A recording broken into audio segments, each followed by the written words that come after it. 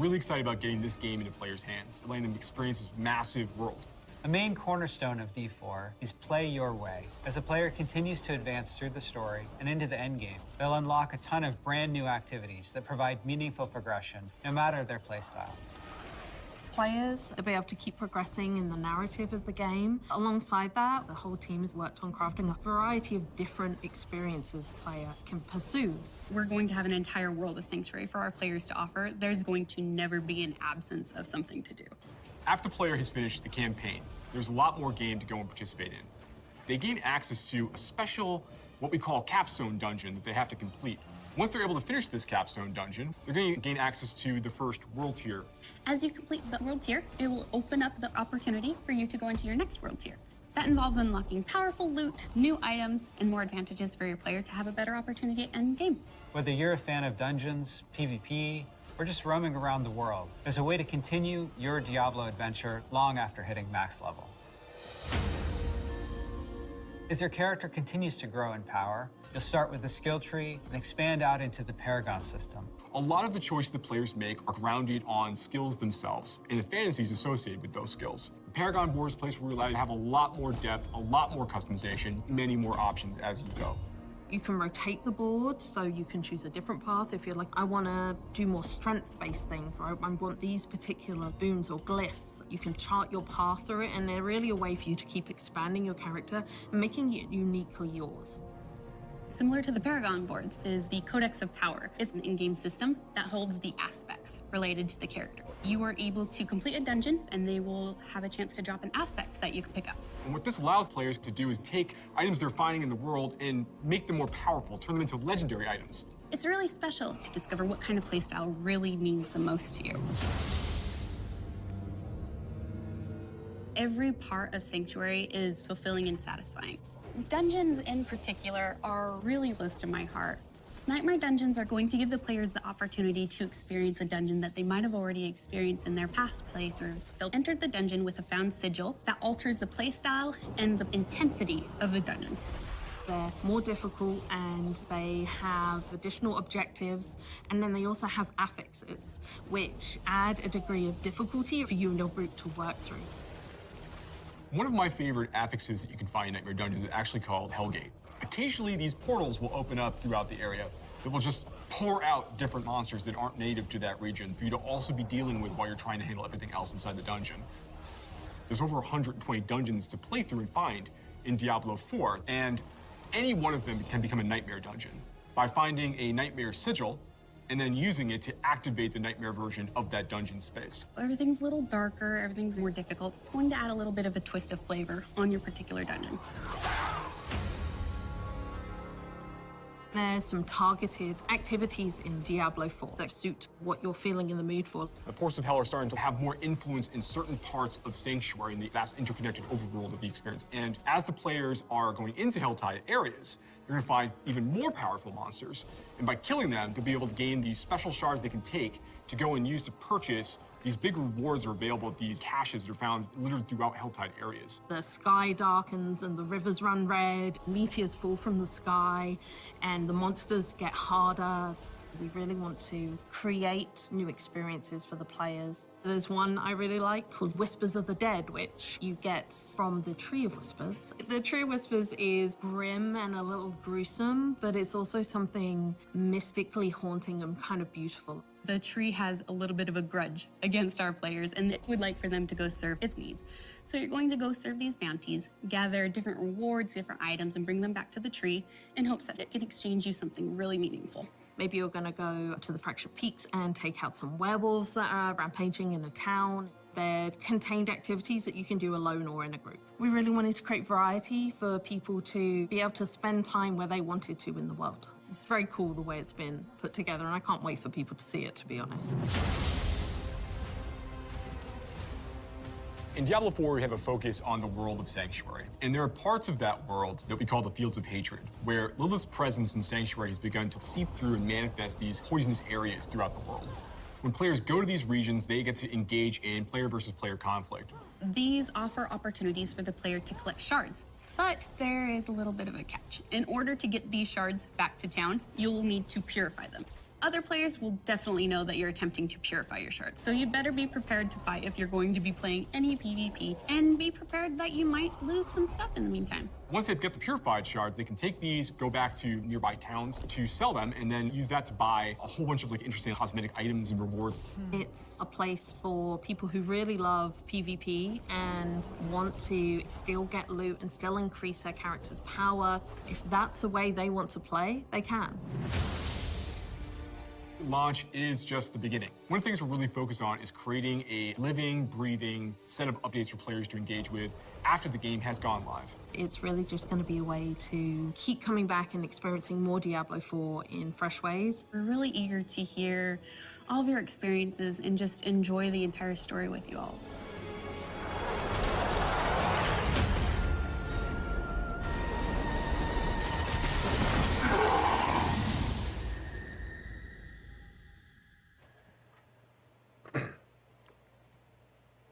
Hey folks, this is Riker, and welcome to the next Diablo IV developer live stream update.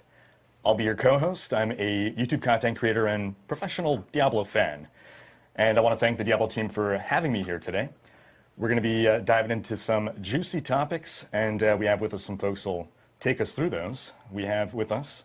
Hi, I'm Joe Shelley. I'm the game director for Diablo IV, and for folks watching us here and keeping an eye on chat, please keep an eye on the cameras.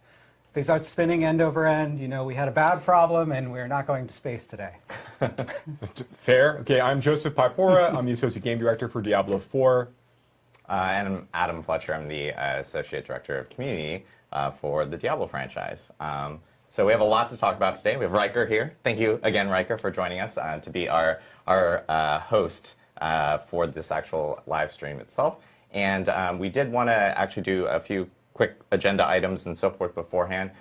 Just a reminder to everyone that Diablo IV obviously is coming out in June, and you can still pre-order. Yeah. We do have deluxe and ultimate versions available for pre-order, or you can pre-order just the base game itself. But the deluxe and ultimate versions actually give you early access, so there should be a QR code on screen if you want to pre-order for deluxe or ultimate versions of the game. Today, though, we have a ton to talk about. We expect this stream to be about 90 minutes or so, because we want to cover a lot of different topics, one being endgame, the other one being some class balance changes in regards to some of the beta feedback that we ended up receiving, as well as the dungeon feedback that we also received during our beta learnings that we actually posted last week. So without further ado, I'm going to stay quiet for most of the stream. You'll see me more towards the end. But I will pass it off to Riker to kind of start. I'll be on Twitter the whole time. He's very busy. Yes, I'm looking at chat. Yeah. Yes, I'll be looking at chat because we will be doing Q&A afterwards. True. But I will pass it off to Riker because obviously, Riker, you've had quite a journey in getting down here, and of course, over the past week, you've been able to play the latest builds of Diablo IV, and we'd love to get your take and kind of hear like how was it? Yeah, I mean, absolutely. So I've been waiting for Diablo IV since years before it was ever revealed. I've been waiting so long, I'm literally transforming into Deckard Cain. I mean, look at me. So yeah, when you reached out for the chance to come to the offices, play the latest build, then getting to come here, getting to experience it, getting to talk to some awesome people who gave me awesome insight into the build, into the systems, and get to play with decked out characters, endgame builds, seeing all the synergies coming together with the items, the Paragon boards and everything. It's really been a blast. Awesome. Good to hear. I know one of the first topics that we wanted to jump into was, I believe it was talking a little bit more about the world tiers and the capstone dungeons, I believe. Yeah, because that's basically the gateway into all the other topics, right? Because we have the world tier system is like the different difficulties, and the capstone dungeons is how you unlock those and then get access to all that end game stuff. So I think we have some footage to show while, Joe, you want to talk us? Yeah, let's talk about this. So yeah, I guess the first thing we want to talk about here is when players are going through the base game experience, they're finishing the campaign, they reach level 50, they get to move into their first world tier content, which is the Nightmare tier. But before they gain access to that, they actually are going to have to go through what we call one of our end cap dungeons. These are longer and more challenging dungeon spaces that have big boss encounters mixed throughout. They kind of serve as like milestones where players are expected to pass in order to gain access to that next world tier. Now, Riker, when you were playing, you had a chance to actually check out your first end cap dungeon, at least as part of this test. Like, what was your experience playing through this? Yeah, so the first end cap dungeon, all right. I was one of those guys who was saying veteran difficulty is too easy, crank it up. So end cap dungeon, I think the first one, it's recommended level 50. I was level 45, thought I was a hotshot, went in there. It was a humbling experience. That's how I discovered that, yeah, if you die enough times, you got to go back to town to repair your gear. So hardcore players beware. I had to learn like boss mechanics, study, adjust my build, and eventually put my tail between my legs, go power up a bit more before trying it again. But then conquering it felt like a really great achievement, very satisfying. Yeah, these aren't really spaces we expect players to want to go and like try to farm and try to get a lot of things out of. It's more these are milestones, gates for players to pass or to gain access to that nightmare tier. Once the players actually get into this next world tier 3, they're going to get access to a few new features. We're going to talk about a number of them today. So you'll start to see that areas of the world are going to be affected by the Helltide system. You're going to get access to nightmare dungeons. You're going to start to see unique items begin to drop in different parts of the game. And then you're going to start to see sacred and ancestral items also begin to appear in World Tiers 3, and then particularly in 4. And also, in addition to those things, the world, of course, is becoming more dangerous as the players step into Nightmare and Torment tiers, World Tiers 3 and 4 respectively. Monsters can do more damage. They are going to be more aggressive. There's a number of changes. Joe, do you have any thoughts on like some of the changes that we made to monsters in World Tiers? Yeah. You know, one of the things I love about the capstone dungeons functioning as unlocks for the world tiers is that you've got this the general gameplay loop of getting more powerful, optimizing your build, getting more gear, and then you have something that you're testing yourself against. And then when you defeat that, you move into this entirely new world tier with all of the additional like systems and mechanics and features that unlock. So you're really moving into a place where new stuff is happening. You're unlocking new cool stuff. Yeah, enemies are more aggressive, they're more accurate, they're faster, they're moving more quickly. You start to deal with champion creatures, which are just more powerful minions that can show up in your elites and be affected in certain ways. That's right. Like, The monsters have certain cooldowns between their attacks. They have logic for how they do targeting. They have projectiles. Some projectiles have seeking, True, yeah. so they can home to some extent. And they have some logic about how they group up and how they decide which people to target. And so a lot of those different parameters we adjust as you go up in world tiers to make the monsters more threatening because, of course, the players are getting more familiar with the game, they're getting more skilled, and they're also getting access to more tools in terms of new abilities through legendary powers or even unique items. Right? Yeah. One of the things we want to make sure we didn't do too much is it's easy for us to imagine that we could just make the game more difficult by increasing the damage the creatures deal or increasing the amount of hit points they have as you're going through these encounters. But we wanted to make sure that the world felt more dangerous as you progress into these higher world tiers, and that requires more work when working with monsters and those various encounters to kind of like create that extra level of challenge. Did you kind of determine and sense anything like kind of going from world tiers like 1 and 2 into like world tiers 3 or 4? Oh, I definitely felt it. You stated in the difficulty descriptions, I guess I just glossed over it and I just expected more damage, more health. Yeah, I know how difficulty works. But I was starting to feel, oh, the world just seems more hostile, more aggressive. And that's when I realized, oh, there's a lot more at play in the increased difficulty here than just bigger numbers, which is nice. There's one more thing I want to talk about with regards to world tiers as well. And I'm very excited about this talk in general. I've been waiting to have a lot of these conversations and with the audience they can kind of convey some of the more interesting depth and complexities associated with some of the systems. So in world tiers, you gain access to two new sets of itemization tiers. In world tier 3, you gain access to sacred items, they're going to appear for you. And then world tier 4, you gain access to ancestral items that can be dropped for players as they're going through those spaces. Now, with the players leveling up from 1 to 50, the items that you're getting from monsters that you're killing are going to be the power is going to be based on their strength and level. So if you are, you're playing in the beta and you're killing level, 35 monsters for whatever reason, and you're going to be getting slightly more powerful gear as a result of that because the monsters are more challenging and they're going to be dropping better gear for you. But once you have reached level 50, and that basically that flow means that as you're leveling up and you're fighting more challenging things, you're going to continue to like slowly upgrade all of your gear over time. You'll find a ring here, and a helmet there, a pair of gloves. That's great. That's how we want you to kind of like get exposed to itemization systems as you're progressing through initially in the game. But once you get into World Tier 3, things change a little bit. So items that drop you have a chance to be sacred. Not every item in World Tier 3 is sacred by default. The higher the level of the creature that you're fighting, the more likely the chances that items dropped from that creature will be sacred in nature, or also based on the kind of content you're completing. But sacred items, when they drop, they drop at a very large range in terms of the power that they can have. So you could get into World Tier 3, you could kill a pack of elites in your first dungeon in World Tier 3 at level 50. And you can get an item out of that group. Maybe it's a rare item that drops out from that group that is powerful enough that could serve a level 70 character. The sacred items here basically is going to have gear in it that goes from level 50 all the way up to level 70 in terms of like the power swing there. Once you get a little bit higher, it's a little more likely to get slightly higher in the range, but it's very likely you can get those really, really great drops really early, which we think is super exciting because we want you to be trying to like always be looking for like just the right ring, and it could show up like your best in slot ring for that for a sacred tier might show up at level 51, and that might be the one that you want to hold on to for the entirety of that tier. And you're talking about when you're talking about these sacred items, the level requirement for this ring, for example, is not 70, right? No. So the level, that's a great point, Joe. So the level requirement for this is actually to be set at the level at which you actually loot the item. So once again, we have trading in the game. If you are level 50 and you get a really, really great ring drop, that's going to be good for not quite your build, but like maybe you're playing a bleed barbarian. And this is really, really good for like a berserk build or like a big fury build.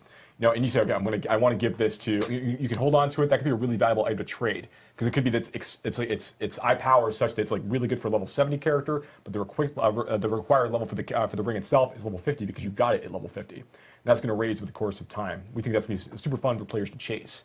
And there's more of that as you get into the ancestral tier, but that's not all. I think the next thing we're talking about is actually legendary and unique items. So, all right. We've talked a little bit about legendary items in the past. I really want to focus on things that we haven't spent a ton of time discussing, but to give a general overview, legendary items in general are attached to like legendary powers. And these legendary powers, or reverse, legendary powers attached to legendary items. Legendary powers basically are designed to appear on multiple different slots. So, an aspect might appear on an amulet, but it might also appear on gloves, or it might appear on ring, or it might also appear on weapons. These things have a tendency to be in a lot of different places based on the power itself. And we like this because it let players like extract aspects and powers from items and put them into other items that meet these certain criteria. It's fun because we want players to go and be chasing certain fantasies. It helps them kind of like hone in on certain kinds of builds and gets them excited about the potential of like kind of taking all these different Legos and kind of putting them together. Can I say Legos on stream? Yes. Legendaries, yeah. Legendaries is what I'm talking about. So once you get all of these legendaries together and you put them together, that's gonna be really, really fun. So that's part of the fantasy we think of legendary items. Did you actually get a chance when you're going through 1 to 50? There's only a certain number of these that are actually available. But when you get into World Tiers 3 and 4, more legendary powers are available. Did you get a chance to see any like new legendary powers as you were playing? Oh yeah, I mean I definitely got to see a variety of legendary powers. I got a certain number of drops. Drop rates didn't feel out of control, but you guys gave me some pre-made characters as well that were decked out with builds, and I saw lots of cool synergistic powers that came together to really make a build flow well. And I think my favorite power was probably on actually a unique item, and it was for the druid that made your werewolf form your true form. Mm-hmm. So I know a lot of people have been saying, hey, can I just be a werewolf all the time? Yep. Yes, you can. Yeah, that's the next step, right? So unique items. So unique items only begin to appear when players enter the Nightmare tier. So once you're in World Tier 3, there's a low chance that some of the game's unique items will begin to appear for players as they're progressing through this experience. And they're very, very rare. These are huge chase items and opportunities here. Some of them are really important for build making. Some open up a whole different build paths and opportunities for players to go and pursue. These are things that are designed to be really exciting, like what you suggest there when you have that experience trying to gather the werewolf, the ability to stay in werewolf form effectively forever with that druid unique. Really, really cool stuff. And there's more of these unlock over the course of your level progression as well. I think I saw Shaco earlier there in the list of unique items. That's correct. Shaco does make a return, and there's lots of opportunities for us to basically kind of pay homage to items that came in previous versions of Diablo, previous entries in the series. You'll see a number of different items make returns. Items like Grandfather, Shaco, obviously. You'll see a few familiar, and then a few familiar favorites, and then more over the course of the game's live development. Also, this is a good way for people to kind of see the new font changes and so forth that based off the beta learnings that we actually ended up posting last week. Yeah, we'll get more into the beta learnings later in the live stream, where we'll go over them in a lot more depth. But yeah, absolutely, the font was a great example. I mean, I think we added at least 20% more serifs to the. Yeah. More serifs. Significantly more serif, yeah. But no, seriously, people pointed out that the font, while highly readable, and we spent a lot of time thinking about how the game is going to display on all kinds of different screens, different aspect ratios. TVs, right? And so we want the font to be highly readable in all of those situations. But it didn't feel as much like Diablo as it could have. And so we went back and looked for a font that was still highly readable, but had more of a Diablo thing. And it's just a great example of players pointing something out and us being able to react to it. What's the next thing we want to talk about, Riker? What do you think? Well, so we have all these legendary items. One semi-deterministic way to farm for them, Helltide. It's an activity where, well, I guess you can dive into how exactly you can target farm specific item slots to hunt for specific unique items. And it's going to be one of the main endgame activities that we'll be partaking in, right? Yeah, absolutely. So as I mentioned before, once the player gains access to Nightmare Torment here, they are going to Nightmare tier. They're going to start they're going to start seeing some of these new activities. One of them, which is Helltide. Helltide is basically going to be the situation where as you're running in through the world of Sanctuary, the sky turns red, blood begins to fall from the sky, new monsters begin to appear, everything is more challenging, new events are going to start showing up, and importantly, as you're killing creatures when you're within one of these Helltide areas, you're going to be getting what we call cinders. It's this new currency players will be able to collect while they're specifically within these spaces. And this is great because you get to take these cinders, and as you're wandering through the overworld, you might be running near other players. You might be helping them do events together. Everyone's getting their own cinders as they go. You'll be looking for these Helltide caches you can see here. And these are great. To your point about being able to target farm for certain kinds of items. So every one of the caches in the Helltide zone is actually tied to an item slot. And they all have different costs. So you'll look kind of like you'll be gathering cinders by playing within this space, trying to locate one of the caches that have the item type that you're looking for. Whether maybe you're looking for an amulet or looking for a ring. Maybe you're looking for a Shaco. So you're looking actually to go find a helmet cache. You want to keep trying to go after the helmet cache and the rare, desperate hope that you're going to get exactly the unique item that you're looking for, right? That's cool. We want to give you some of that opportunity, to target farm a little bit. But there's actually a little bit of fun there too. So one of the things that's one of my personal favorite parts of the Helltide system is the idea that the players there's an extra set of stakes, right? When the player's running around with these cinders, they have the chance if they die, they're going to lose about half of their cinders every time they fall. And they don't drop on the ground; they're gone. So you have to be very careful about when you're looking to overextend as part of the combat experience in order to farm more cinders, get to the cache that you're looking for, whatever that is. You are putting yourself at more risk the more you try to gather, and the greedier you get, the more likely it is that you're going to lose things. That's right, and there's a time limit on Helltide too, right? That's right. Helltide is only active the Force of Hell only arrive for about an hour during when they are actually active. And different areas of Sanctuary are picked for Helltide Zone each time it rotates and moves around. So you need to make good use of your power. And if you leave a Helltide Zone, those cinders are gone. You have to spend them. So if you see that the clock is ticking down, you're getting 5 or 4 or 3 minutes away from the end of the Helltide, you've got to find yourself a cache to kind of deposit those things. Yeah, absolutely. My experience, I first jumped into a Helltide event with, I think, 23 minutes left on the clock. So I start by, I'm scouting out the different chests or caches to see, which is the one that has the slot that I'm looking for, what are the different costs, and then I'm doing some quick math. I'm gathering cinders at about this rate per minute, I have this many minutes left. I think I could afford the most expensive, the weapon slot, and I got to backtrack to that place in order to get there. And then I died. And I'm like, recalculating. Yeah.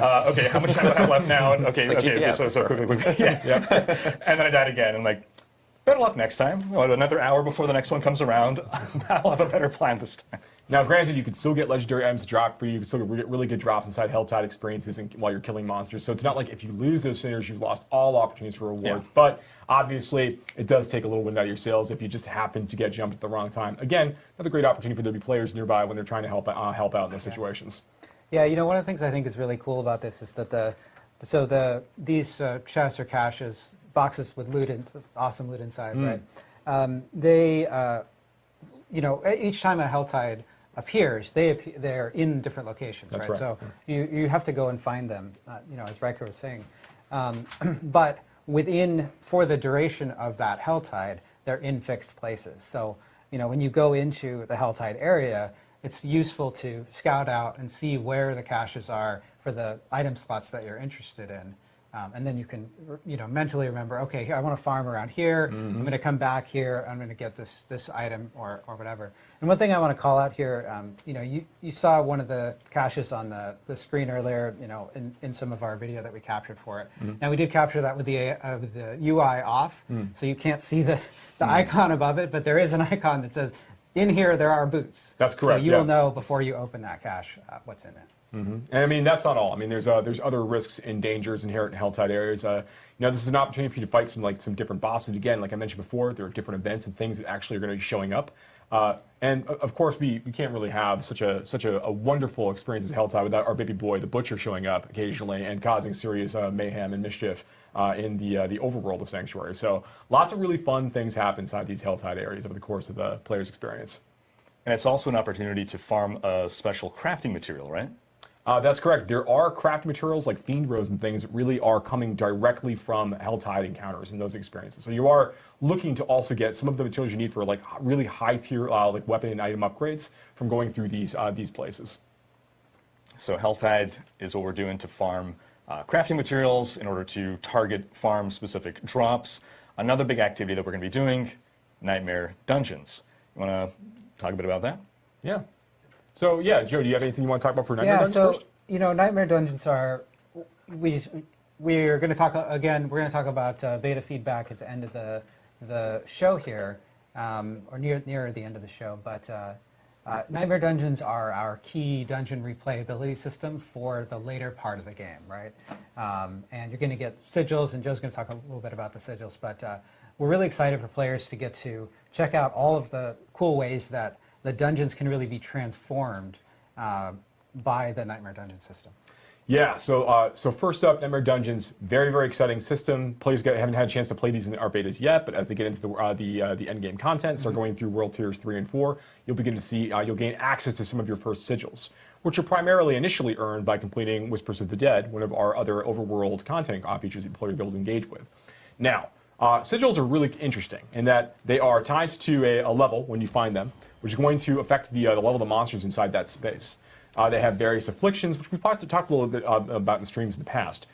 These are going to modify the way that level rolls out. But Nightmare Sigils, when they are activated, after you collect one, is going to basically open up a portal near an existing side dungeon. And in the pre-release version of Diablo IV and additional seasons, we basically select a subset of all of the side dungeons of the game that can become Nightmare Dungeons for that period. So players become more familiar with a set number of these because they know that they can be populated with these Nightmare Dungeon experiences.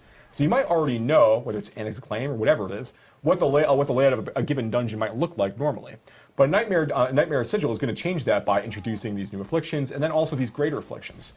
We showed earlier in the video like this. Right now, actually, we're looking at this hell portal, nightmare portal that can open up and basically spawn in all these monsters from other like monster families. It might not be native to that dungeon, which is pretty cool in that we like the idea that players are going to have to kind of deal with these new different threats than what they're typically used to as part of that encounter. And there's a number of these other like greater afflictions, like we showed the Stormbane's Wrath, that disc thing that was flowing around around you, and occasionally it just pulses out this really big, stunning, damaging effect. So you have to be mindful of where it is. You should make sure you avoid it as part of the combat experience. Definitely adds a new wrinkle to gameplay as you're going through. And we add more of these afflictions as the player continues to level up and they get to go deeper and deeper into the Nightmare Sigil system, unlocking higher level sigils and dealing with more and more dangerous threats over the course of time. And this is a really great place, not only just to earn experience and really push your build and make sure that you're strong enough to tackle these sorts of challenges, but you'll also be able to. These are really great places to farm for like sacred and ancestral items in particular, and these are the places that you're going to be upgrading your Paragon glyphs. We'll be talking more about the Paragon system right now. So, and that this is an opportunity to show the actual upgrade glyph screen. I just noticed hey, look, it's actually up right now. What timing? So yeah, when the player reaches the end of a Nightmare Dungeon, they get to basically go ahead and take one of the glyphs they've been collecting over the course of their 50+ experience, and basically slot it into here and choose to upgrade it and make that glyph even more powerful. These socketables will go into your Paragon board and end up being some of the single most powerful modifiers you can apply to your character, above legendary powers, and even in some cases, even above some unique powers. So So it's really in your benefit, based on your build, to be choosing, looking for a set number of these and upgrade them to exactly what you need them to do. And so the sigils that we're getting, what I noticed is that if you get some afflictions that you don't particularly care about, we have the ability to salvage some in order to craft sigils of our own, right? I think it's a 4-to-1 ratio, is that right? Yeah, just about. So you'll be able to get a lot of these different sigils by going through Nightmare Dungeons, completing Whispers, and through other content. And if you're finding sigils that you don't really want or don't really want to run, because maybe we're going to have like enemies inside are going to do additional lightning damage, but you don't have a lot of lightning resist on your build. Maybe you want to go ahead and like salvage that back at the Occultist, take that down to its sigil dust, and use that to basically make new random sigils for you to go ahead and run with. This is ways for players to kind of like, push themselves a little further. They'll unlock higher level sigils they can craft through the system over the course of time. And it's another way to kind of like reutilize some of the sigils you might not be as interested in running from time to time. Yeah, one thing I liked about the afflictions was it was making me make choices during the gameplay. Like two that I can speak to, the nightmare gates that we were just showcasing. Let's say I'm in the middle of fighting an elite and I'm almost taking him down. I see that nightmare portal opening and I'm like, okay, should I take care of that before it starts spawning more monsters, or do I finish this fight first? I'm forced to make a decision, and I got to live with the consequences. If I think, maybe I should take him down, and then no, the fight becomes more challenging, and nope, I should have taken care of that gate first. Another one is, I forget the name, but it's some kind of blood cyst that starts to grow, and then if you just don't touch it, it eventually explodes in a huge area. Yeah. And it's either, okay, destroy it before it does that, or get the heck away as fast as possible. Again, making choices, and it's like, okay, I think I thought I had time to get away. Then I got crowd controlled, and then boom, one shot. So I like how it changes the dungeon experience depending on which of these afflictions that you get. Yeah, absolutely. And there's death counts in some of these as well. As time goes on, you get into the deeper ones. Where you got to be careful. You can't choose to just throw yourselves at these things, and if you're making mistakes, you have to really evaluate carefully how you're progressing. Yeah. Sure. That's true. So yeah, you got a chance to play through some of those. So yeah, Nightmare Dungeon is very exciting, and they'll go up beyond level 100 as well. Actually, so this is a content type that you can actually fight up to creatures up to level 150. Actually, as part of the experience, based on how far you're able to push yourself as time goes on. So really excited about how far players can go with that. All right, now you're talking about glyphs and the Paragon system, so let's talk more about those Paragon boards. Oh, let's do it. Okay, Paragon boards. So we've talked a bit about Paragon in the past. We've shown pictures of the board just like this, and we've shown you things like, hey, look, like here's normal node. And this is a way that you're going to earn like 5 willpower. But that's not all this board is about. There's a lot of other complexity and things to deal with in here. So there are basically 4 types of nodes to kind of like quickly reprise some of this information. The first, of course, is normal nodes. Then we have what you show here is magic nodes. These are different affixes that you can collect over the course of time. Usually they're like a little bit more difficult to find a direct like version of on items. So like something like this, for example, crackling energy damage. So that's a sorceress, so like a lightning spec sorceress ability or passive effectively, where she'll occasionally be crackling out damage to nearby targets. You can now boost that by finding this particular magic node, which kind of might eventually unlock other builds for you to kind of go and chase after. But then there are rare nodes, which is on the next slide. And here, okay, so there's some information here. Rare nodes have a pretty powerful effect right off the bat. But then on top of that, there's this bonus effect down below that you can sort of see. Where on this one, it is, another 60% damage to elites. If you reach a certain amount of dexterity for your character. So the point here is that like rare nodes on their own, of which there's about 10 or more per board, rare nodes are already pretty powerful generically. But then on top of that, if you were able to hit these thresholds for the stat requirements for these rare nodes, that is going to make them very, very potent for you indeed. And when you're looking at the board, these are some of the most critical things you'd be thinking about when you're plotting your path through each board, which of course there are a number of boards available for you at launch. And when you'll be able to rotate them, you'll have to choose how you want to progress through rare nodes, whether you want to engage with the legendary nodes or not. This is a really important thing. Yeah. One other bit about this, just because it's easy for me to forget about, is that when you're going from Paragon board to Paragon board, like in the first board, this might be the cost. But then when you're looking at the second board that you're progressing through, those requirements are actually going to go up.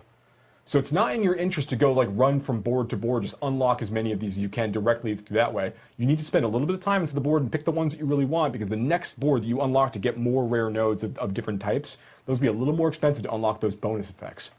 The thing I think is really interesting about these is the way that I look at the board, right? When I open a Paragon board, the first thing I do is go and look at the nearest rare nodes to me, to where I'm starting, right? and then I look at the requirements for those bonuses, and then I start looking at the normal nodes on the way. I'm like, oh, okay, well, I'm pretty close to the dexterity required here through my gear. Are there some dexterity nodes that I could hit on the way here that would take me over it? And how much do I care about that particular bonus? And then I'm comparing it to the other ones, and I'm thinking about that. So the normal nodes actually become sort of a path that you're trying to take to turn on these bonuses. Absolutely, and that's not all. There's one more node type as well, and then we're going to get back to normal nodes in just a second. So then we have our legendary nodes. So every one of the boards for each of the classes has a legendary node somewhere on it. And these are really, really powerful powers like you'd expect. They are a legendary power, effectively unique to the Paragon board system for that class and for whatever that particular board is trying to convey as its overall build type. So these are really, really powerful things to go and collect, but they're actually not the most powerful thing. This is just an additional extra powerful affix you can kind of apply to your character, but you kind of do this in concert with other things that you're looking for, like I mentioned, the rare nodes. And I also talked before about glyphs, and we're going to talk about that next. So when you basically, as you're going through the board, there are going to be these sockets that you can unlock, and the sockets are going to be sitting adjacent to a number of other regular nodes. Now, the way that glyphs work is that you're going to put them into one of these sockets, and they are going to be affecting nearby nodes and also fueled by other nearby nodes. So if you hit certain thresholds inside some of the glyphs, you're also going to unlock powerful bonuses that are going to always also affect nearby nodes at the same time. And as I mentioned before, glyphs can be leveled up pretty high. They continue to grow the radius of the affected nodes as you level up through certain tiers. So it means they can affect larger and larger areas. And the boards are not symmetrical in nature as you're progressing through.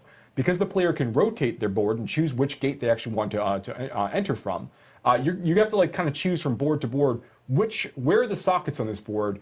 Are they near the stats I really want for this glyph? Because this glyph is going to be fueled by dexterity nodes within range of the glyph effect, and it's going to do additional critical strike damage, whatever it's going to do for me as a result. That's a really, really important choice to make, and because all of the boards have different configurations, different socket locations, and different things near those sockets, you have a lot of interesting decisions to make about where you actually want to invest your time. How does it matter? How does it feel to do this relative to the rare nodes you might need on that board from a different board instead?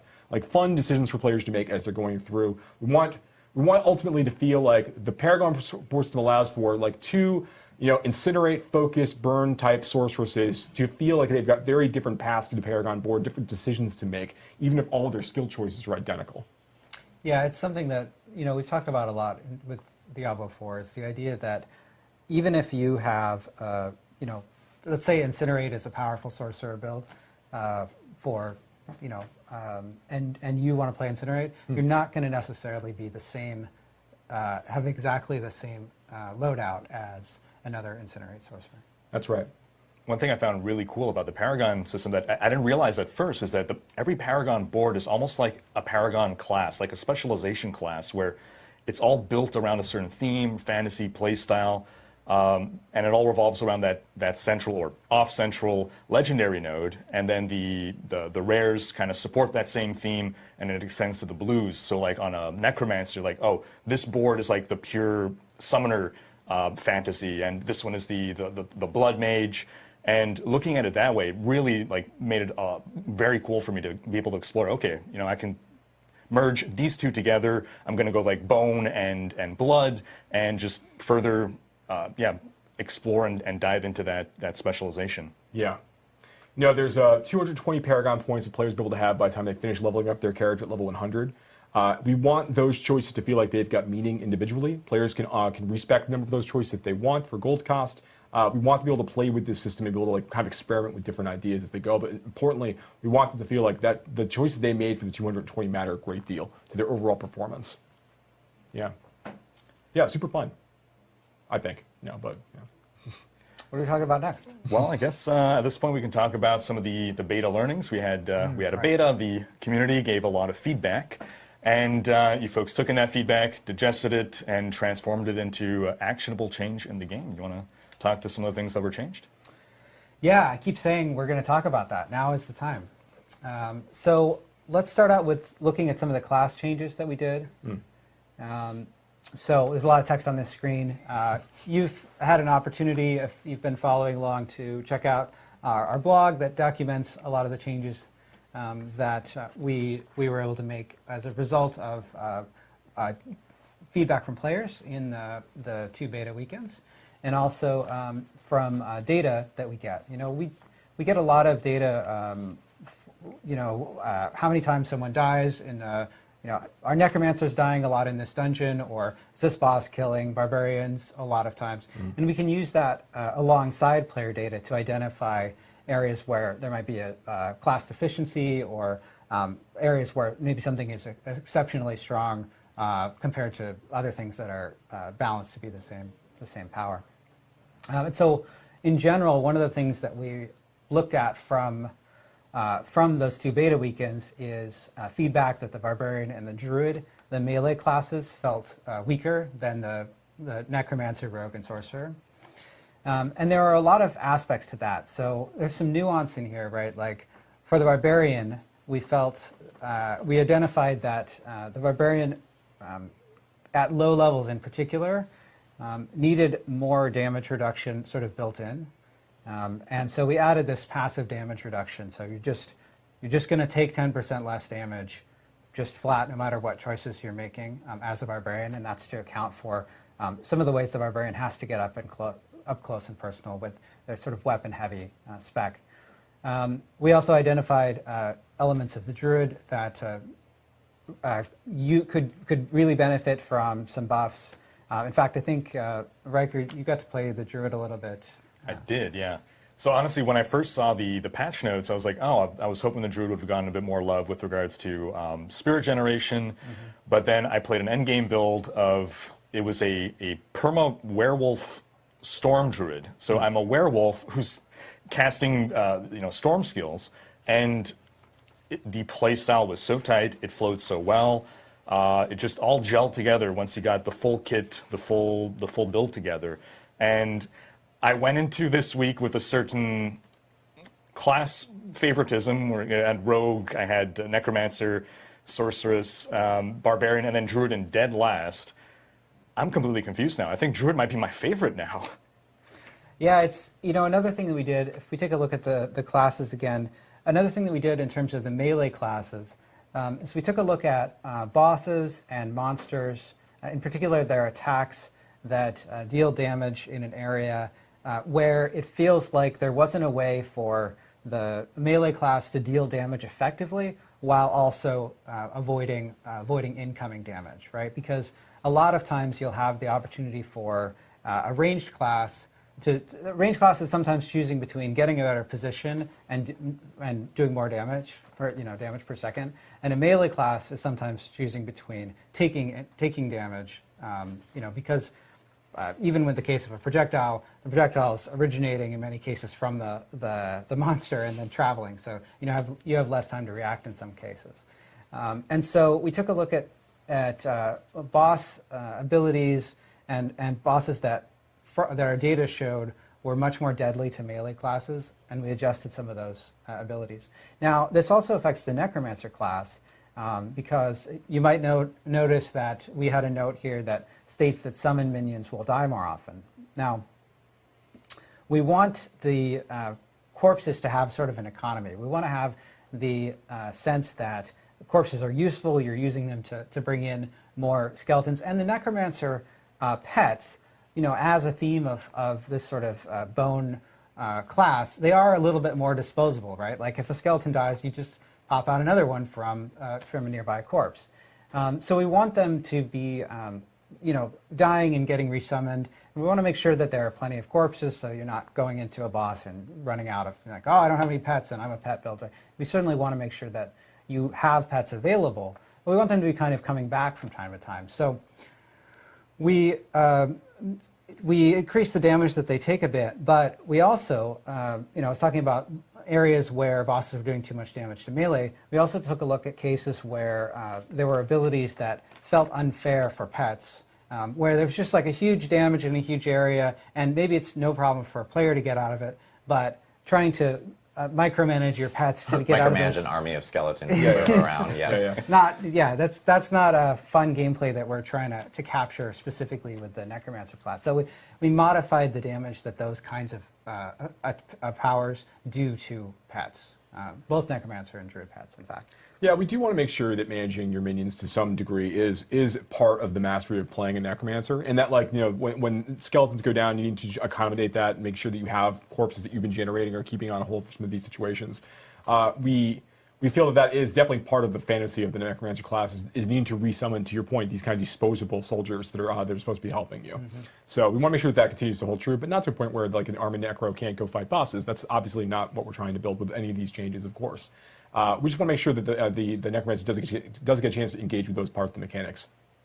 Now another... And I did get to play the Summoner Necro, and I was summoning my minions regularly, so it was something that was a continuous part of the gameplay, but I never found myself in a position where, oh, I'm out of minions, I'm out of corpses, so the corpse generation rate it felt good. I'll admit that passive minions is not my favorite playstyle. I would love the ability to direct them, but for what you intended to accomplish, I felt you did. Yeah, so, you know, one of the other areas of feedback, we have a note here that says, that might be a little bit confusing. It says, we reviewed the class skills to confirm that there were good options to get out of control impairing effects. In many cases, what we mean is unstoppable, which is the effect in Diablo IV that clears all control impairing effects, crowd control effects, and makes you immune to them for the duration of that effect.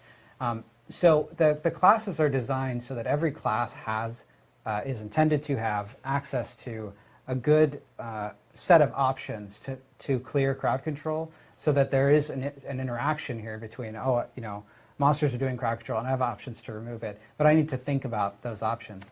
And we saw feedback during the beta that at early levels, some classes felt like they didn't have enough options there. Riker, in your play at the higher levels, did you feel like that was still an issue? I don't remember it being an issue at the high levels of play, no. Going back to my favorites, Barbarian now is my second favorite after being my fourth. Again, yeah, the melee playstyle I felt gelled really well with a high-level Barbarian. It all came together. I didn't feel I was being punished for being in melee. I didn't feel constantly crowd-controlled or an inability to gap close. You know, he had his the spears to bring enemies to me, the lunging attack to close the gaps, and a good toolkit to deal with everything. So the last thing I want to note on classes, of course, is that there are a few other changes beyond what you're seeing here. I think, you know, some people called out Hydra changes. You know, we made a lot of small changes to classes. There are also some cases like legendary powers. We updated legendary power effectiveness, which is sort of vague, but it's really just that there are a bunch of small details, and, you know, we're sort of tweaking them. The other thing I want to talk about is dungeons, right? Yeah. So we got a lot of feedback from players that there was a lot of running back in dungeons, and there were really two ways that we wanted to tackle this. First off, of course, if we have a situation where you're running back, we have a system that causes monsters to ambush you to make sure that it's not just running through an empty space. So we added more ambushes. But secondly, and this is really the more effective aspect of it, we changed the layouts of dungeons and where objectives were located in the dungeons. Oh yeah, that's right. Look at this. Graphic design is our passion. Yeah, absolutely. I wish that I made this graphic because it's. I did laugh really hard when I saw this the first time. So I love it so evocative, much. but I did not make it. But I think this is a great example. So this is one of the dungeons that players called out in beta, Hoarfrost Demise, right, as one that had a lot of run back. And one of the reasons that you can see here that it has so much run back is that the objectives are laid out in a way that you have to run down a long, narrow hallway to get to one, and then you have to run back. It's a dead end, and then you have to run back down that narrow hallway.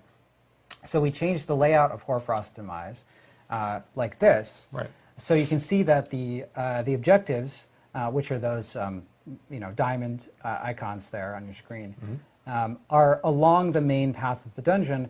And remember now, in this case, the player has explored all of the dungeon and you can see all of the map. Yeah. But when you're playing through the dungeon, you don't have, the map is fogged. You haven't explored it yet.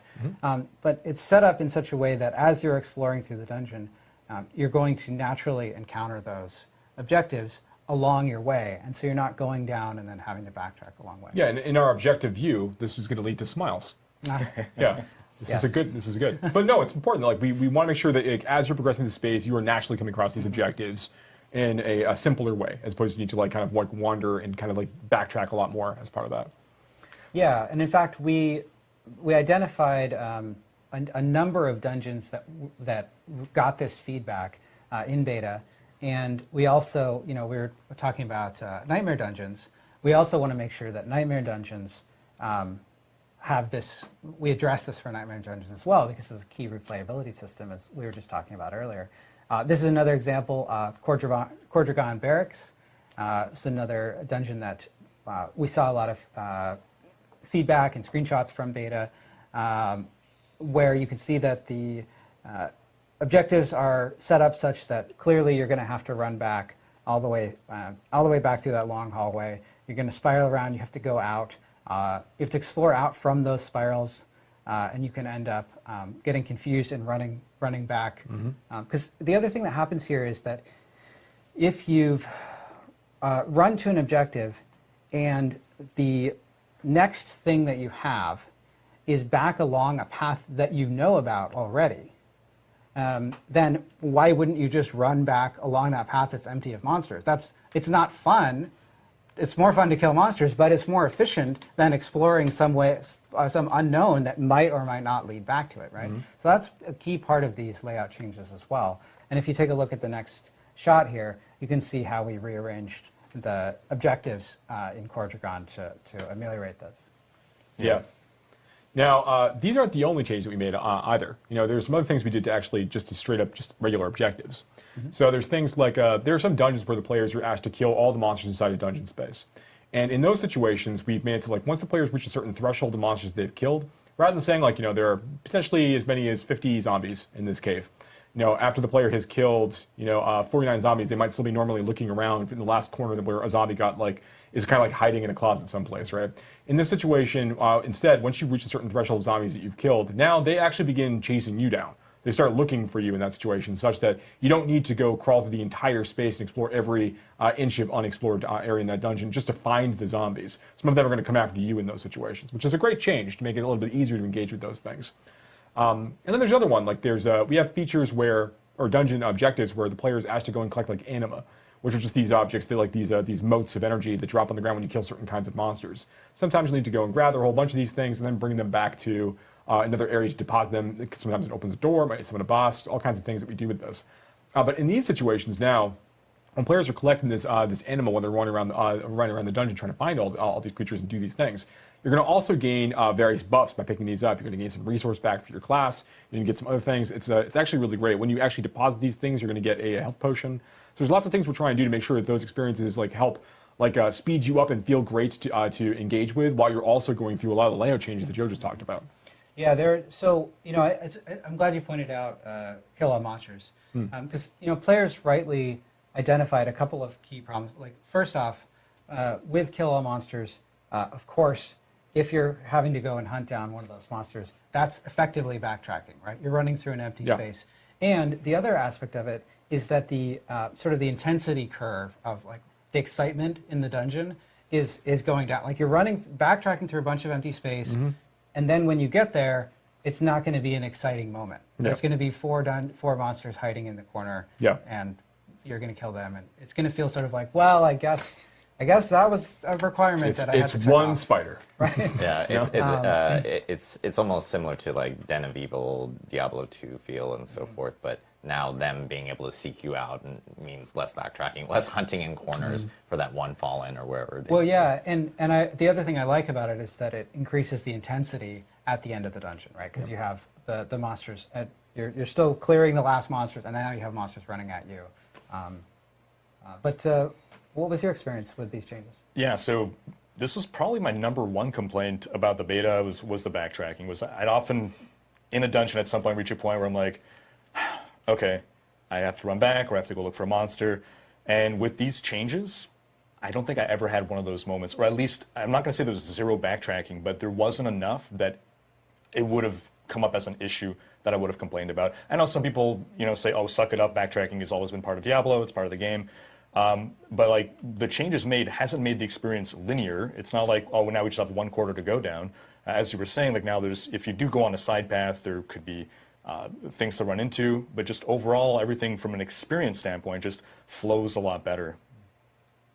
I know with beta learnings and everything that we took in from the community and we posted on the blog, we actually had a big question in regards to dungeons and resetting dungeons and how that actually works. And I do want to take some time for you guys to be able to clarify a little bit, because there's tons of questions, and then we tried to clarify, and I think we made it worse. So we're gonna clarify the clarification. Exactly. Yes. So the reset dungeon button, right? So we added this button earlier in development when there wasn't an easy way for dungeons to reset naturally.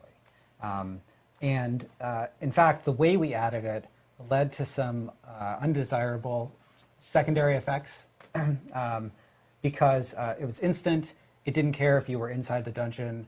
It doesn't care if the dungeon is partially completed. If you're a hardcore character and you're in danger, you can just press it and presto, you're all good. And since we initially added this button, the amount of time for dungeons to reset organically, we've been working with our online team, and we've been making changes to, over the course of development, like how Town Portal works, how dungeon reset work.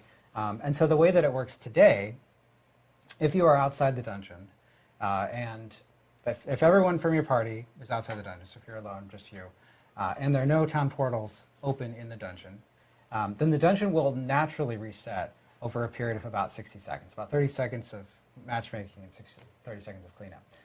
Or if it's partially completed, like maybe you got halfway through and you're like, you know what, I have to do something else, I'm going to go kill a world boss, or I want to do something else now.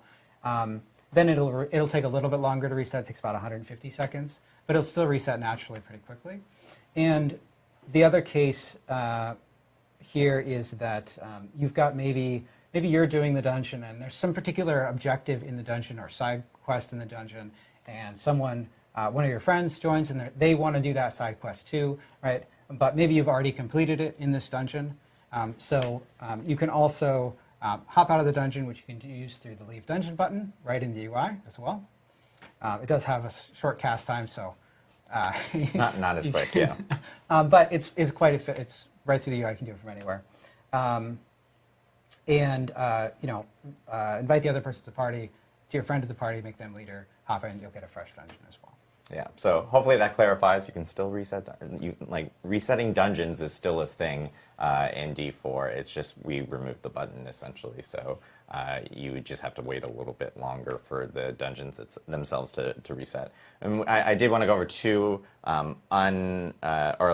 two specific changes that we also obtained through beta that we didn't actually record on the blog. One you actually tweeted about, which was about ultra-wide screens, yes, and being able to control cast distance and so forth, and with specific abilities and whatnot. So people who are using ultra-wide or mega ultra-wide screens wouldn't be able to essentially cast to the furthest corner of their screen and be able to use abilities in that type of way. And then one other thing that we did notice during beta, which was world boss encounters, and how players would actually complete a world boss encounter and then go back to town and then find another way of being able to, in that same window, go through another world boss encounter to obtain multiple opportunities of grabbing loot, which is something that we also did address through the beta learnings that we received from players. So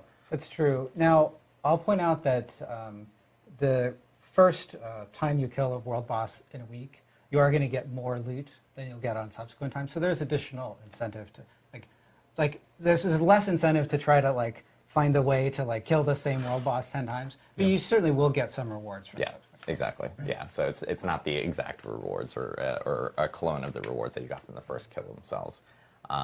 Great. I know we ended up learning a ton from the community in regards to the beta. Obviously, you guys got to hear a little bit about the endgame systems within Diablo IV. We do have a cool.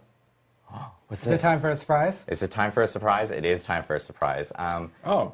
Wait, what? If you've been hiding on the internet and have not seen Rod Ferguson make very, very nonchalant tweets about this, This is the and more. This is the and more of the actual broadcast, I would say. So happy to announce that we've been hearing a lot of feedback from players about wanting to experience more Diablo 4 and check it out, before the game's release in June. And so on May 12th through May 14th, we are going to be hosting a Server Slam event where all players within Diablo 4 or who want to play Diablo 4 can jump in and actually check out the game again.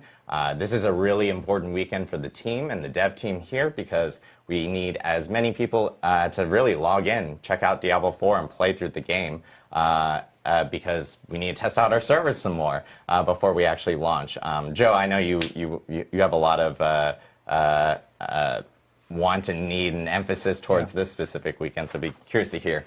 Yeah, so first off, all of the changes that we just talked about in this live stream will be in place on the Server Slam. Yeah, so huge news right there where if you want to check out any of the changes that we made from beta, you will be able to actually check them out that weekend on May 12th or May 14th. That's right. And the other thing I want to point out is that we recently announced that we've gone gold, that Diablo 4 has gone gold. And that means that, we got all of those changes from the betas in. We did tons of, we learned a ton of stuff in terms of our servers, in terms of server configuration, making sure that we were fixing bugs. We deployed hotfixes during those 2 weekends.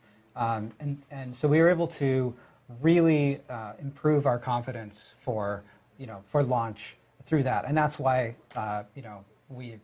we're so confident in announcing that we've gone gold. Now, the purpose of this weekend is to slam those servers, right? Really make sure that everything is exactly perfect for launch because that's really what's important to us, right? We want players to have a good experience on day one when the game launches. And, so come slam our servers. Now, of course, this is very helpful for us because, it's helpful if you want to play on day one. It's helpful for the Diablo 4 community to come help us slam our servers, but that's not the only reason to do it. When you participate in the Diablo 4 Server Slam, you're going to have another chance to earn the rewards from the first 2 beta weekends. So if you didn't get a chance to play because maybe you were traveling or for any other reason, you have another chance to get your Beta Wolf pack cosmetic and the 2 titles. And in addition to that, we've, for this Server Slam weekend, we've set the level cap to level 20. We've adjusted the legendary drop rates to be consistent with what you'll see on live, rather than the inflated drop rates that we had in the first 2 beta weekends, which were there to make sure that we got plenty of testing on our legendary powers. And on top of that, you're going to have 48 hours to slam these servers, right? Now, during this time, a Shava is going to spawn starting about 24 hours after the servers go up, and then every 3 hours after that. So you're going to have, I think it's 9 opportunities to fight a Shava. Now, if you get to level 20 and you kill a Shava while you are level 20, so max level in this test, in this period of time. What level is it though? 20. It's 20. So you got to be level 20? Yeah. To get don't show up in the Shava at level 5 and think you're going to get this. Expect you'll get the reward. But what you're going to get is this Cry of a Shava mount trophy, which is exclusive to this Server Slam weekend. You can see it here on your screens. Yeah, the trophy there and that horse's hip on the saddle there. Very nice. Oh wow, that's bigger than I thought it was going to be. Yeah, that's awesome. We basically cut a horn, part of a Shava's horn off, and added some gilding and some nice metal work there. And of course, mount trophies in Diablo are cosmetic customizations that you can add to your mount along with mount armor. So this is a trophy that you can mount. It mounts, some trophies mount on the saddle. I don't know why I'm pointing to my shoulder.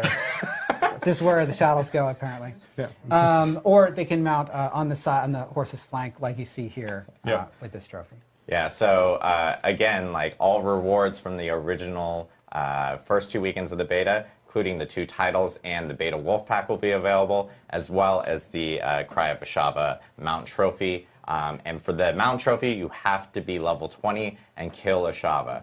All classes will be available. And you'll be able to explore Fractured Peaks again from the 2 beta weekends that we had beforehand. And of course, Ashava will be spawning much more often in this Server Slam weekend for players to actually jump in and obtain the rewards and really help us out, help out the team, and make sure that we have a smooth launch for Diablo IV come June. So huge news for all of this. And we will have a blog that will be going either live right now or live immediately after the broadcast for players to actually read about all this information. And that will be available on Diablo4.com. So make sure to check out the blog, get all your information there, and jump in on our Server Slam weekend, March 12th through March 14th. It's another opportunity to play Diablo 4 before the launch, which is really great. And you can test all the new beta changes, which is really cool. And one other thing that I do want to note for at least PC players who are jumping into the Server Slam weekend, the team here has done some massive work on some of the PC optimization from the first 2 beta weekends. DLSS3 for NVIDIA cards will also be available for people to try out in the Server Slam weekends. Or Server Slam weekend. Sorry, there's only one. I don't want to like set expectations or anything. But there's more graphic options and optimizations and so forth for PC players to check out. Yeah, looking forward to everyone really hitting the servers and really helping out with the game. We do want to jump into Q&A because we always end with Q&A. Riker actually has a bunch of questions that he was asking his own community that we will most definitely go through as well. And then we're also going to be grabbing some questions here from chat and so forth. One question that we have been seeing that has come up within the community beforehand, and we'll start off with this one, which is how long will it take us to get through the Battle Pass? It's a question that a lot of people in the community have been talking about over the last week and a half. And I know that we wanted to talk about it a little bit more here.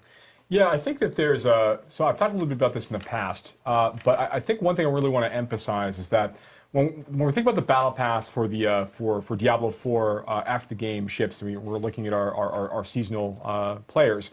We want to make sure that the players who are going through the Battle Pass, they're going to have a lot of content to consume outside the Battle Pass. They're in all likelihood to finish everything in the Battle Pass before they finish all of the content within a season to season. So there's a ton of things to look forward to. We want to make sure that the Battle Pass as a result is balanced in such a way that players of all types and all play styles are going to be able to get a chance to actually complete this this Battle Pass over the course of time. Our goal is if you want to start to engage with this, want to make sure that you are compelled to go through all of it as you're playing and just having a good time getting all of these rewards.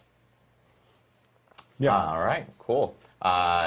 Riker, I know you have questions. I want to make sure that you get some questions in and so forth. And I guess we'll just go back and forth for this. It'll make it easier for these two guys. For you guys, we'll just be doing this. Yeah, exactly. Just keep doing that. Yeah, sounds great.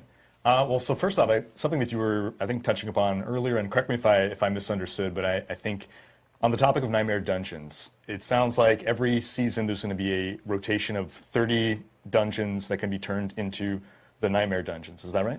So we want to make sure that we've got a subset of the dungeons we have in the overall game. There's over 115 or so side dungeons available in the baseline Diablo 4 experience.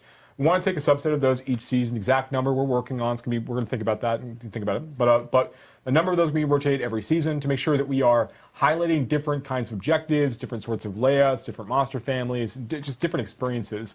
And we also don't want players to feel that they're going to have this where they have to be thinking about all 115 different dungeons every season, every time, with regard to this system in particular. So that is the idea, is we do want to rotate through these from season to season while we're looking to introduce other ideas. Yeah. Cool. I got a question here from, I'm not going to butcher Twitch names, guys. I do this every stream. From a Twitch user. From a Twitch user in chat. Do you have any plans to keep interest for people who don't plan to play in seasons? So we are going to be making on a regular basis part of our live updates. We're not quite ready to talk about like all of our seasonal plans and all of our post-launch plans yet, but I will say this, that we're going to be having a lot of like really rich and interesting content updates for our seasonal players, but we're still be making balance changes and adding new legendary items and like unique items and things of that nature for players who are playing in the Eternal Realm, the place where you will be able to never have to worry about like a character reset or do any of those things. There will always be new infusions of some game content at that level to players going in that space. Cool. But for the richest experience in the post-launch environment, I would highly recommend checking out Seasons because we're doing some really, really cool stuff. All right. So one thing that I noticed in the December press beta to the public beta was that changes were made to the skill tree. There were like new passive skills, there were new paths made amongst the passive nodes. So I'm wondering, was the skill tree designed in such a way that you can, over the course of seasons or expansions, add new passive or active skills? Yes. So the skill tree really that we have for Diablo IV at launch really is just the beginning for these classes. We are going to be looking for new opportunities to create more playstyles within each of the classes. We'll be adding new passives, potentially new skills in the future. These are things that we would like to do. It is likely that these kinds of updates, particularly of like new passives, like new nodes, new things in the skill tree, are more likely to happen as part of our our future larger like expansion size updates, rather than things that might be happening as part of seasons. We have lots of interesting customization options we're going to be adding as part of seasons, but they might not touch the skill tree specifically. Okay. We've been seeing this question a lot. I've been seeing it in chat as well, and there's I think some confusion in regards to altars of Lilith, how those will work in between seasons, or will those reset? Like, how does that specifically work? Sure. So Altars of Lilith are one of the features that players can go and collect basically in the overworld that we're going to contribute to their renown total within each of the zones. Well, and give permanent character power as well. Well, I'm going to get there. Okay. So there's two purposes really that the Altars of Lilith have. They have this larger collectible feature where you want to kind of go get all of them for the stat points that you just called out, yeah. And then they also provide the renown.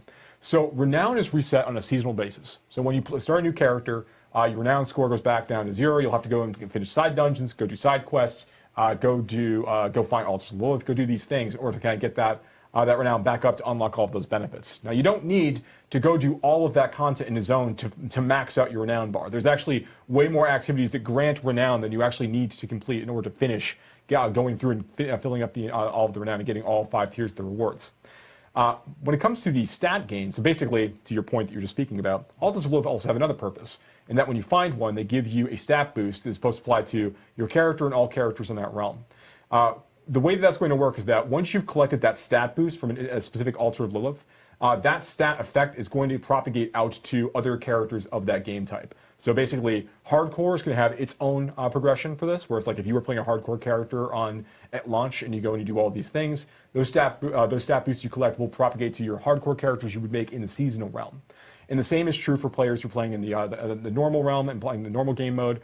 All the stat boosts they're unlocking via the Altars of Lilith will also unlock for their seasonal characters in the future, such that players don't need to go and collect every Altar of Lilith with every new season, but you do want to get some of them. They do still grant experience, and they do give you some bonus towards your boost towards your renown. But there's not the sense that you need to go and like do every single one of them every single time. We want that to be a really fun experience for players to engage with, particularly while they're exploring Sanctuary for their first couple times at most, and have that bit of fun. Otherwise, players can choose to engage with them or ignore them as they go into their seasonal playthroughs in the future. Right. So characters, if you unlock a permanent stat boost in Season 1, that will persist into Season 2. That's correct. All right. With regards to item farming, we touched upon how Helltide, you can target farm specific slots. Is there any other kind of item types where either you can only get this item in this zone, this location, or is there some greater propensity for some items to drop off certain monsters, anything like that?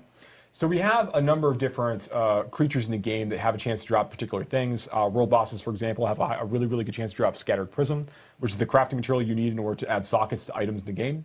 And then there are certain content types that have the chance to grant certain materials, like Fiend Rose, for example, really only shows up in Helltide areas. And the only way to raise the level of your glyph is by going through and doing nightmare dungeons.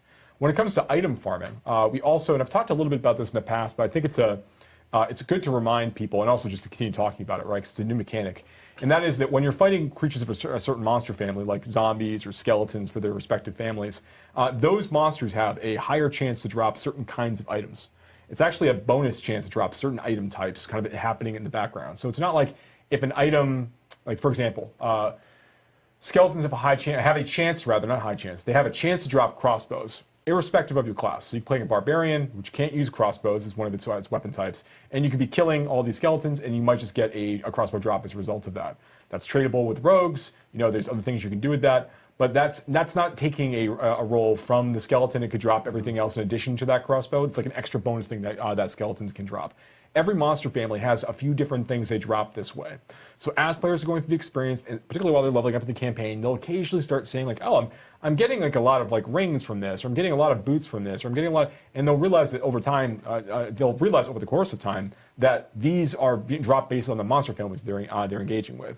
So as players discover more of this, they continue to fight more monsters and start mapping some of these things out, they will uncover the right areas or the best areas potentially to farm for certain kinds of things. And that includes like unique items as well. So if you're looking for a unique crossbow, maybe it behooves you to try to fight a lot of skeletons because they have a chance to drop crossbows in addition to other things. So these are the sorts of things that, like, as you're diving deeper into like the hunting gameplay, the item hunting gameplay, these are things to look at. That's not the end. There's a lot more we're going to be doing as the game continues to mature and as we're going into like our post-launch period. But we'll talk about that when the time's right. Fair enough. This one is kind of tied to some of the Server Slam stuff that we just announced, which is, will there be any additional changes made to the game after the Server Slam weekend, like what was done during the beta? No, we announced that the game has gone gold. The Server Slam you're testing a version of the game that is very close to the launch version of the game. That's why it's so effective as a Server Slam. Now, of course, as a live service game, we're going to be continuing to take feedback exactly like you saw during the beta, after the game is launched, and making changes and making improvements based on data and player feedback. Awesome. All right, overlay map versus mini-map. Mini-map is a little map in the top right corner. Overlay is what we had in the past in D2, where you have this semi-transparency of the large-scale map over your actual gameplay. D4 does not have an overlay map. A lot of people are asking for it. What's the reason for no overlay? Yeah, so when you're playing through an action RPG and you're playing through that core loop, you're basically switching between two modes of behavior, right? You're killing monsters or you're navigating. And you're switching back and forth between those really quickly. And so it can be helpful to have that be as fast as possible so that you can I just killed those monsters. Okay, where am I going to go? Is there an objective to the left or right? Right. And so the overlay map is very effective at doing that. In fact, it's so effective that it's up there's no reason to ever close it. And so there are a lot of solutions that we've seen different games do in terms of like trying to mitigate sort of its effects on combat in terms of fading areas around the player or other things like that. What we're trying to do is we're trying to keep the combat and navigation spaces as clean as possible by separating them a little bit more. And so that's why you see the mini-map, you see the pin system on the map, you see, in certain cases, edge of screen indicators on the mini-map. We want to add more of those kinds of things. But ultimately, our goal is to make sure that players, when they're going back and forth between combat mode and navigation mode, that they have the tools that they need to do it efficiently and they don't feel like it's a huge hassle. So we're going to be continuing to look at this feedback. For launch, you won't have an overlay map. We're trying to make that experience as smooth as possible. But we're going to continue to listen to player feedback on this point. All right. We have a question saying, are all dungeons going to be single floor iterations with halls like traversing, or are we going to get like maybe multi-level dungeons or anything that brings like elevation or depth and so forth into those? It's interesting that one of the things that we did in Diablo IV that's really cool is that you don't have to load between dungeon floors.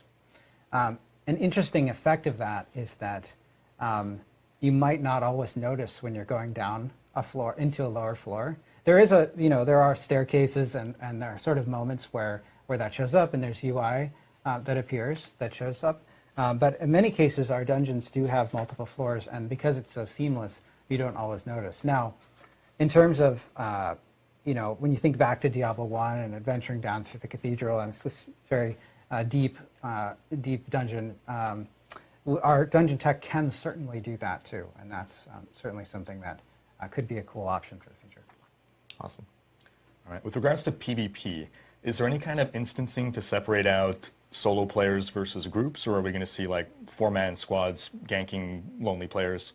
Yeah, you will see 4-man squads ganking lonely players. I want to make sure I'm really clear about this.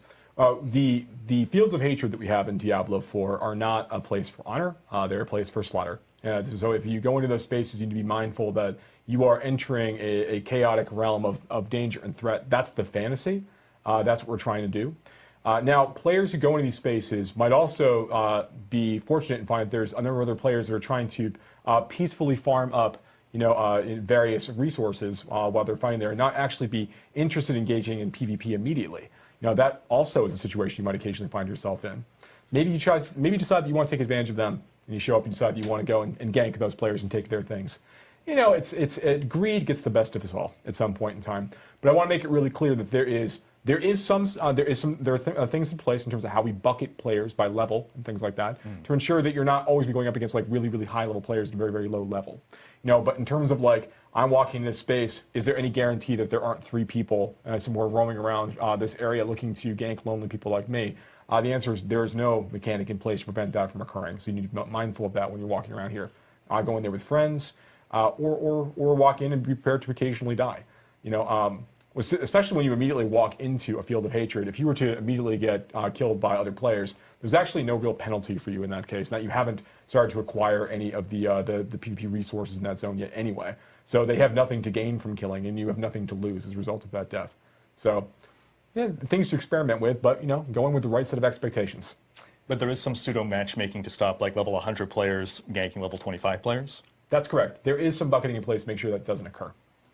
I would add, too, that the fields of hatred are fairly large areas. Yes. So there are some tools to avoid, the same group of players repeatedly killing you.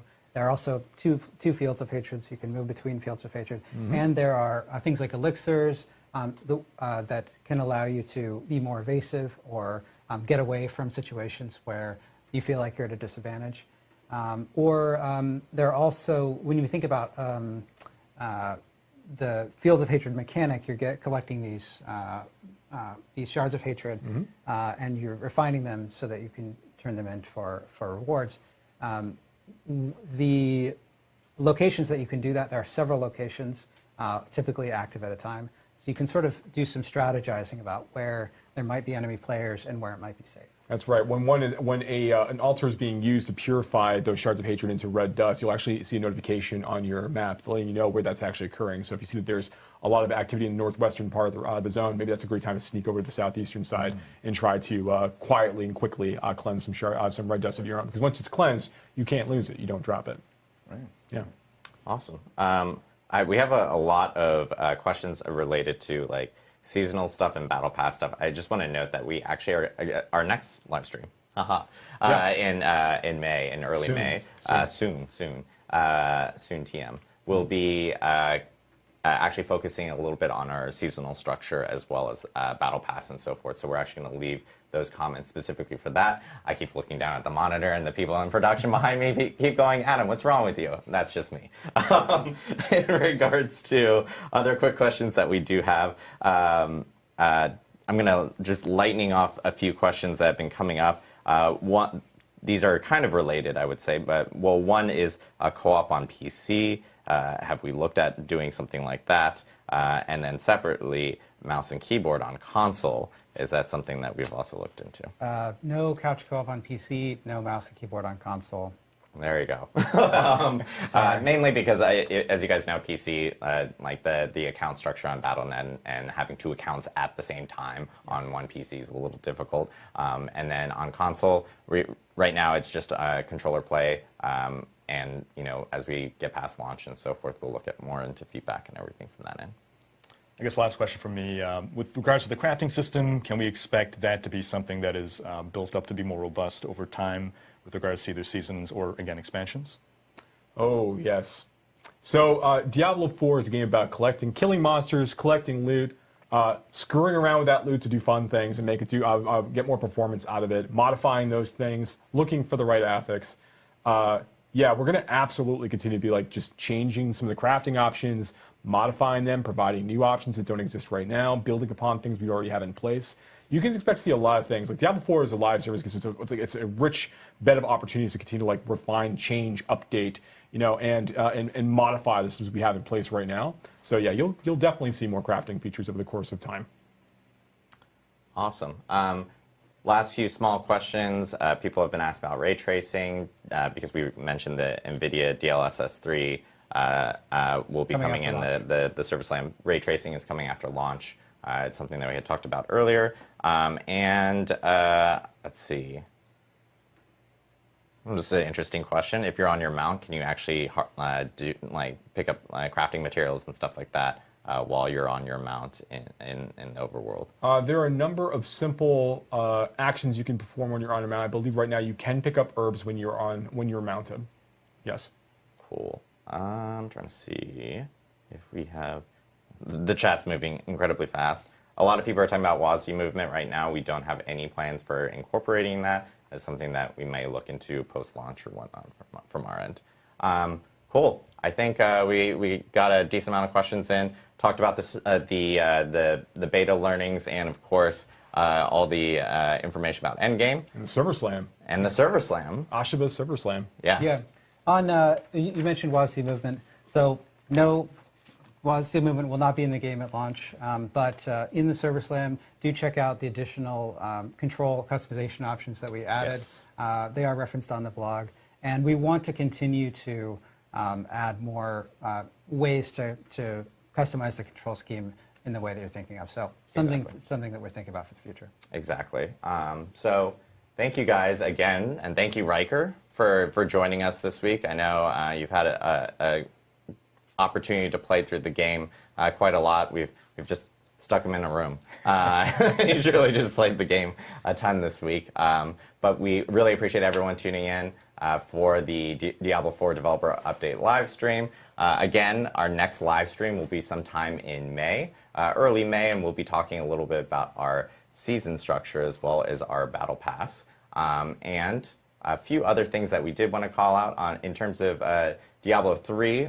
We have season 28 currently going on right now. Yep. It's an awesome season. Highly recommend checking it out. Yeah, check it out. If you haven't. And then, of course, with Diablo Immortal, they just came out with a big update about a week or two ago that added a new PvP system into the game.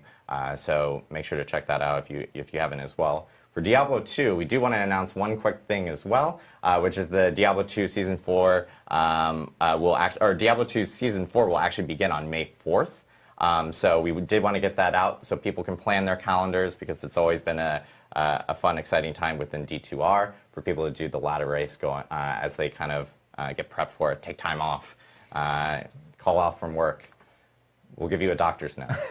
It's perfect. So, but yes, thank you guys again for tuning in to the Diablo 4 Developer Update live stream. And we really appreciate you guys and appreciate the feedback. And thank you again, Riker. Thank you so much for joining us. Yeah, it's cool to have you. Yeah. Any parting words from anyone over here? Well, Yeah, go ahead. we would like you to slam the server. Yeah, do that. Yes. Yeah. You must be level 20. And, we tested, an interesting thing is that we tested the Ashava fight at level 20 Yep. to make sure that it was doable. Yes. We were pretty sure it was doable, but we did want to check to make sure it was doable. They were like, go on. It is quite challenging. If you are having a lot of trouble with it, you can always go down to difficulty level. That's true. You could always go down to World Tier 1. That's right. Yes. Okay. And Woody Joe, we expect you to solo it. For sure. And again, you can pre-purchase Diablo 4. We have a QR code up there. We have a deluxe and ultimate version that are available for the digital version that can give you early access up to 4 days before launch. So yeah, thank you guys again and really appreciate it. And one other thing. We are going to be raiding into 2 Diablo partners, both from YouTube and on Twitch. So make sure to stay stay on the channel if you want to check them out. And yeah, thank you guys again. Really appreciate it. And thank you from everyone on the Diablo team. See ya. Yeah.